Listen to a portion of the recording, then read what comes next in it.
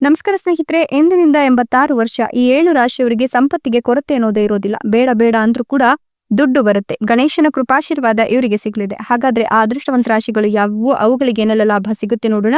ಅದಕ್ಕಿಂತ ಮೊದಲು ಗಣೇಶನಿಗೆ ಭಕ್ತಿಯಿಂದ ಲೈಕ್ ಕೊಟ್ಟು ಪ್ರತಿದಿನ ದಿನ ಭವಿಷ್ಯ ತಿಳಿಯಲು ನಮ್ಮ ಚಾನೆಲ್ ಅನ್ನ ಸಬ್ಸ್ಕ್ರೈಬ್ ಮಾಡಿ. ಹಾಗೆ ಬೇಗನೆ ನಮ್ಮ ವಿಡಿಯೋದ ನೋಟಿಫಿಕೇಶನ್ ಪಡೆಯಲು ಬೆಲ್ ಬಟನ್ ಕ್ಲಿಕ್ ಮಾಡಿ ಆಲ್ ಅಂತ ಕ್ಲಿಕ್ ಮಾಡ್ಕೊಳ್ಳಿ. ನಿಮ್ಮ ಜೀವನದ ಸಕಲ ಸಮಸ್ಯೆಗಳಾದಂತಹ ಸತಿಪತಿ ಕಲಹ, ಪ್ರೀತಿಯಲ್ಲಿ ಮೋಸ, ಭೂಮಿ ವಿಚಾರ, ಕೋರ್ಟ್ ಕೇಸ್, ವ್ಯಾಪಾರ, ಹಣಕಾಸಿನ ತೊಂದರೆ, ಸಾಲಬಾಧೆ, ಸ್ತ್ರೀಯರ ಗುಪ್ತ ಸಮಸ್ಯೆ, ಹೀಗೆ ಹಲವಾರು ಸಮಸ್ಯೆಗಳಿಗೆ ಶಾಶ್ವತ ಪರಿಹಾರ ಮಾಡಿಕೊಡ್ತಾರೆ. ಡಿಸ್ಪ್ಲೇ ಮೇಲೆ ಕಾಣ್ತಕ್ಕಂಥ ಗುರುಜಿ ನಂಬರ್ಗೆ ಒಮ್ಮೆ ಕರೆ ಮಾಡಿ ನೋಡಿ. ಹೌದು, ಎಂದಿನಿಂದ 86 ವರ್ಷ ಈ 7 ರಾಶಿಯವರಿಗೆ ಸಂಪತ್ತಿಗೆ ಕೊರತೆ ಅನ್ನೋದೇ ಇರೋದಿಲ್ಲ. ಗಣೇಶನ ಕೃಪಾಶೀರ್ವಾದ ಇರೋದ್ರಿಂದ ಬೇಡ ಬೇಡ ಅಂದ್ರೂ ಕೂಡ ದುಡ್ಡು ಸಿಗುತ್ತೆ, ದುಡ್ಡು ಬರುತ್ತೆ ಅಂತ ಹೇಳಲಾಗ್ತಿದೆ.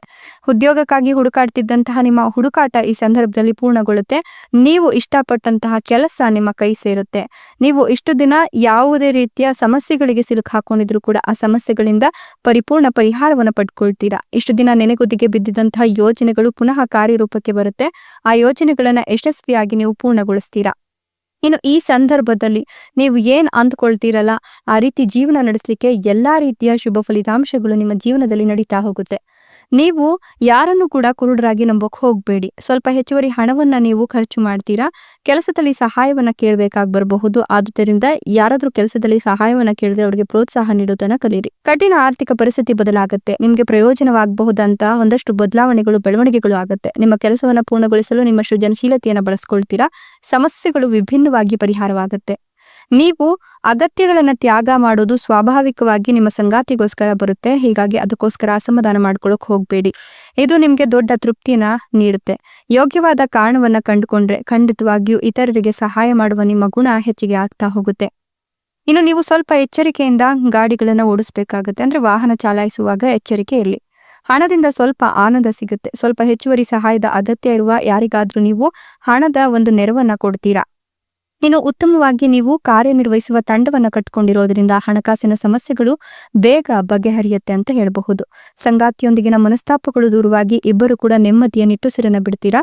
ಜೊತೆಗೆ ರಾಜರಂತೆ ಜೀವನ ನಡೆಸುವ ಎಲ್ಲ ಲಕ್ಷಣಗಳು ಗೋಚರವಾಗ್ತಾ ಇದ್ದು ಇಷ್ಟು ದಿನದ ನಿಮ್ಮ ಸಮಸ್ಯೆಗಳಿಗೆ ನೀವು ಈಗ ಪರಿಹಾರಗಳನ್ನ ಕಂಡುಕೊಳ್ಬಹುದು. ಸಣ್ಣ ಅಡೆತಡೆಗಳು ದೂರವಾಗುತ್ತೆ. ಒಟ್ಟಾರೆಯಾಗಿ ನಿಮ್ಗೆ ಈ ಸಮಯವು ಸಮೃದ್ಧಿ, ಸ್ಥಿರತೆ ಮತ್ತೆ ಶಾಂತಿಯನ್ನ ತಂದುಕೊಡುತ್ತೆ ಅಂತ ಹೇಳಿದ್ರೆ ಅತಿಶಯೋಕ್ತಿ ಆಗ್ಲಿಕ್ಕಿಲ್ಲ. ಜೀವನದಲ್ಲಿ ಹಠಾತ್ ಸಂಪತ್ತು ಹೆಚ್ಚಿಗೆ ಆಗಿ ಎಂದಿಗೂ ಸ್ಥಳದಿಂದ ನಿಮ್ಗೆ ಲಾಭ ಬರುತ್ತೆ. ಕುಟುಂಬದ ಸದಸ್ಯರಲ್ಲಿ ಸಂತಸದ ವಾತಾವರಣ ಮನೆ ಮಾಡುತ್ತೆ. ನಿಮ್ಮ ಮಕ್ಕಳಿಂದ ನೀವು ಸಂತಸವನ್ನ ಪಡಿತೀರಾ. ಜೊತೆಗೆ ನಿಮ್ಮ ಸಂಗಾತಿಯಿಂದ ಪ್ರೀತಿ ಮತ್ತೆ ಬೆಂಬಲ ಸಿಗುತ್ತೆ. ನಿಮ್ಮ ಸಂಬಂಧದಲ್ಲಿ ಹೊಸತನ ಬರುತ್ತೆ. ನಿಮ್ಮ ಆರೋಗ್ಯದ ಬಗ್ಗೆ ಸ್ವಲ್ಪ ಕಾಳಜಿ ವಹಿಸಬೇಕಾಗುತ್ತೆ. ಇಲ್ಲದಿದ್ರೆ ಸಣ್ಣ ಅಥವಾ ದೊಡ್ಡ ಸಮಸ್ಯೆಗಳು ಉದ್ಭವಿಸುತ್ತೆ. ಉದ್ಯೋಗದಲ್ಲಿರ್ತಕ್ಕಂಥವರಿಗೆ ಬೋನಸ್ ಮತ್ತೆ ಬಡ್ತಿ ಸಿಗುವ ಸಾಧ್ಯತೆ ಇದ್ದು ವ್ಯಾಪಾರಸ್ಥರಿಗೆ ವಿದೇಶದಿಂದ ದೊಡ್ಡ ವ್ಯವಹಾರ ಮತ್ತು ಪ್ರಯಾಣದ ಅವಕಾಶ ಸಿಗುತ್ತೆ. ಮನೆಯಲ್ಲಿ ಸಂತೋಷ, ಸಮೃದ್ಧಿ, ಸಾಮರಸ್ಯದ ವಾತಾವರಣ ತುಂಬಿ ತುಳುಕುತ್ತೆ ಅಂತ ಹೇಳಬಹುದು. ಇಷ್ಟೆಲ್ಲ ಲಾಭ ಮತ್ತು ಅದೃಷ್ಟವನ್ನು ಪಡೆದಿರ್ತಕ್ಕಂಥ ಆ ಅದೃಷ್ಟವಂತ ರಾಶಿಗಳು ಯಾವುವು ಅಂದ್ರೆ ಮಿಥುನ ರಾಶಿ, ತುಲಾ ರಾಶಿ, ಮೇಷ ರಾಶಿ, ವೃಷಭ ರಾಶಿ, ಧನುರ್ ರಾಶಿ, ಕನ್ಯಾ ರಾಶಿ, ಕಟಕ ರಾಶಿ. ಇವುಗಳಲ್ಲಿ ನಿಮ್ಮ ರಾಶಿ ಇದ್ದರೂ ಅಲ್ಲದಿದ್ದರೂ ಭಕ್ತಿಯಿಂದ ಜೈ ಗಣೇಶ ಅಂತ ಕಮೆಂಟ್ ಮಾಡಿ. ಧನ್ಯವಾದಗಳು.